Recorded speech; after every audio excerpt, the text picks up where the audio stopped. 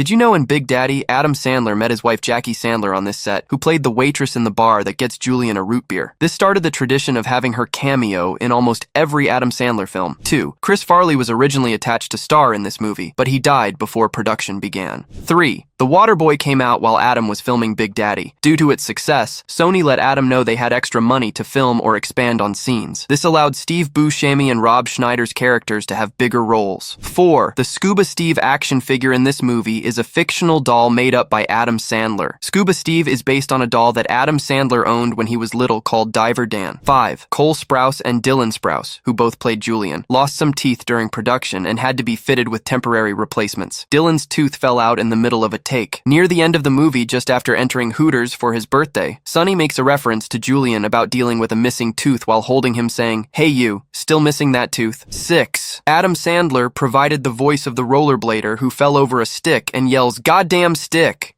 Did you know for American Psycho, due to the movie's graphic nature, designer labels did not want to be a part of the film. Both Calvin Klein and Comme des Garçons are mentioned in the book, but Calvin Klein pulled out at the last minute, and Garçons refused to allow a scene where one of their bags is used to carry a corpse. Cerruti is mentioned several times in the novel, and made an exception as long as their suits weren't being worn for any killing scenes. 2. One of the biggest misconceptions is that Patrick Bateman is wearing a Rolex Datejust. Rolex allowed every character except for Patrick Bateman to wear a Rolex, so instead he is wearing a Seiko, which also explains why a line from the book was changed to "Don't touch the watch." 3. When Patrick Bateman was preparing to kill Paul Allen, Christian Bale completely improvised the dancing on the spot. 4. Leonardo DiCaprio was very keen on playing Patrick Bateman, and Lionsgate was ready to pay $20 million for him to secure that role, and it was even announced he would be. Rumor has it that Leo was talked out of it because he just built a huge fan base of young women from Titanic, and was convinced it would be terrible for his brand to play in such a violent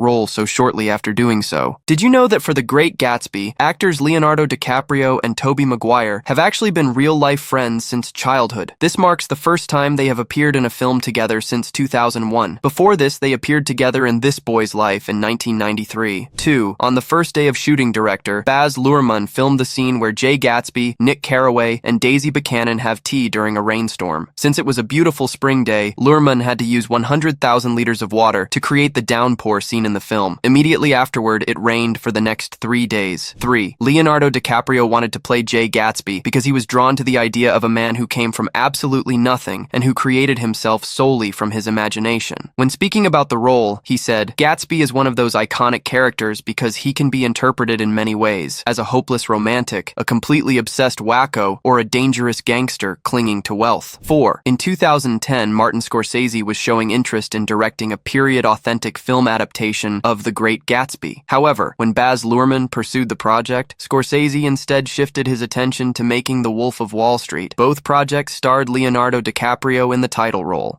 Did you know for Despicable Me, the directors wrote a language for the gibberish the minions speak throughout this movie? They called it Minionese. Each word the minions speak in this movie translates into an actual word. 2. Originally, the minions were supposed to be more like henchmen, human-like, but the studio didn't have the money for that, so they redesigned them to be short. 3. In his application to adopt the girls, Gru's first name is given as Felonious. 4. When Gru is seen entering the Bank of Evil, the subtitle formerly Lehman Brothers can be seen over the door. Lehman Brothers was one of the world's largest investment banking firms that engaged in mismanagement, deceit, and other activities that led to its own demise and an impact on the world market involving billions of dollars. 5. The producers only wanted comedic improvisational actors in the cast such as Steve Carell and Russell Brand. 6. The movie was originally going to be called Evil Me. 7. Evil minions are purple because purple and yellow are opposites on the color spectrum.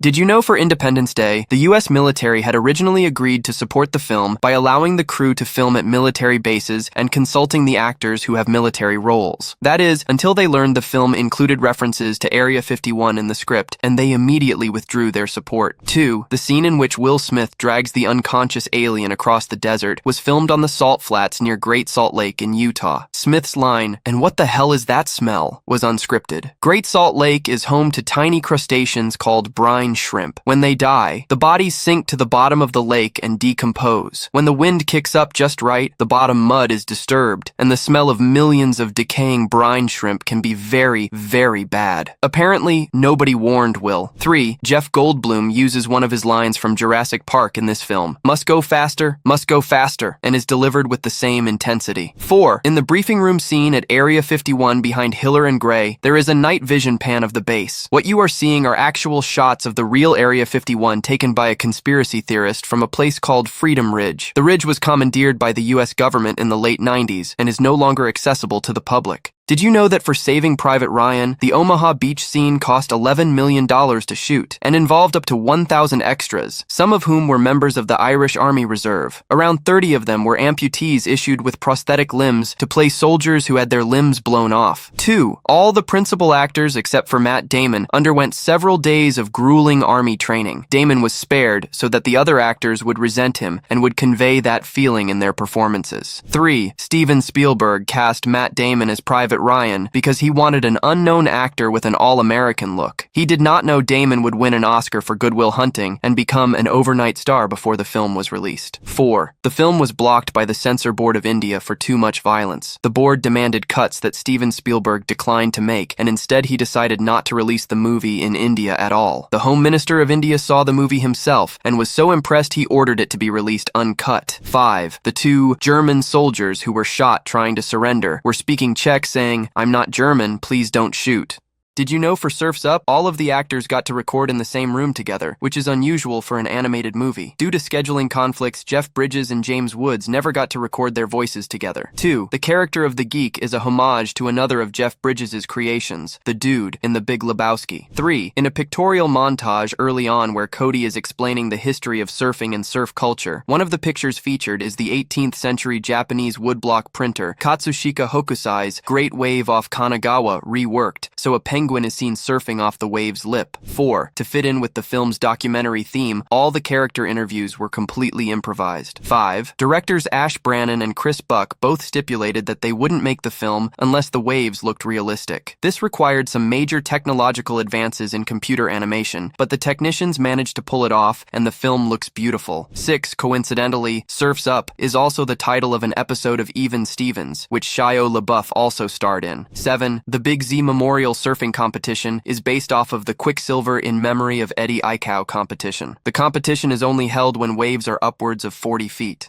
Did you know for The Pursuit of Happiness, the homeless people who worked as extras were really homeless and received a full day's pay at minimum wage and free catered meals? For some, it was the first money they had made in a while. 2. Professional speed cubing champions were hired to coach Will Smith to solve a Rubik's Cube in under 2 minutes. 3. Dan Castellaneta, who voices Homer Simpson on The Simpsons, co-stars in the film as one of Gardner's superiors and requests a donut from Gardner. This is a nod to Castellaneta's animated counterpart Homer, who shares a similar taste for donuts. 4. While it is based on a true story, some elements have been changed. For instance, Gardner's internship was not unpaid, and he received a modest stipend. He and his son's mother were never married. The son was an infant during the internship. 5. Christopher Jr. wore the same outfit throughout the film, except when he was being bathed. 6. The unusual spelling of happiness with a Y is because it comes from a mural Chris Gardner sees on the wall outside the daycare facility his son attended. 7. Chris Gardner initially thought Smith was miscast to play him. Did you know for the B movie, according to Jerry Seinfeld while having lunch at Steven Spielberg's house, he first mentioned the idea for the movie as a joke, but Spielberg loved the idea. 2. In November 2016, this movie saw a massive surge in attention due to the rise in popularity of videos on YouTube that consisted of edits to this movie where it increases in speed every time the word B is said. 3. The first 2 movie trailers had Jerry Seinfeld trying to make a live-action B movie. After watching the disastrous results, Steven Spielberg asks, "Why don't you just make it a cartoon?" 4. In the first scene, they show a collection of sneakers that Barry B. Benson owns. In real life, Jerry Seinfeld is said to have a collection of more than 500 sneakers. 5. Well-known Disney characters. Winnie the Pooh and Piglet make a cameo standing on a log when the pollen jocks are spreading the pollen on the flowers. 6. When Barry reaches his graduation ceremony, Barry says, "That's a lot of pomp under the circumstances." The music playing at the ceremony is the Pomp and Circumstance, a British military march often used in U.S. graduation ceremonies.